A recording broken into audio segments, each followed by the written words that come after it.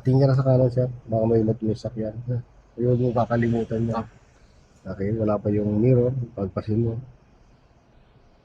Ayan. Tingnan mo kung kita mo ni Travis. Bakit mo yung gulong? Yan. Very good. O, silip sa kanan, siyempre.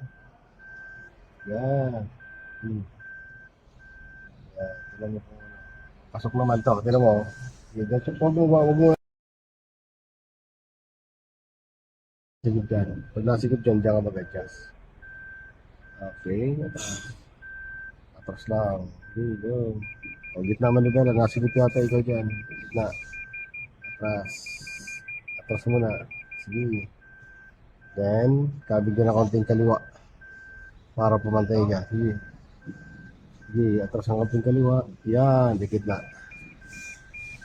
Okay. Tayo. Ano? Yan ang magandang parking. Maganda tong parking na to na dito ka sa gilid. Para pagbukas ng pinto niya, di maabutan yung sakyan mo. Lalay ka na. Then, todo. Kailangan, nandiyan ang mata mo. Yan. Kailangan makita mo ang atrasan mo. Kita mo na? Ayan. Okay. Very good.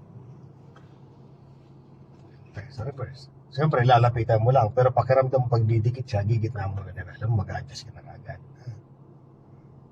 So, okay na?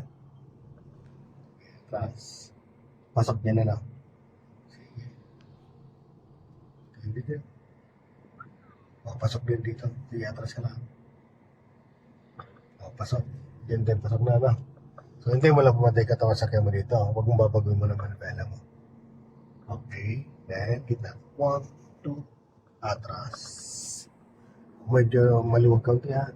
So, ganito gawin mo para pantay talaga siya. Pumunta ka sa unahan. Yan. Boom. Pantayin mo siya. Di ba iwasan talaga minsan mag-adjust. Okay, then atras. O, silip sa dalawang mirror. Silip dito. Yan, maluwag to ano. Yan, gitna.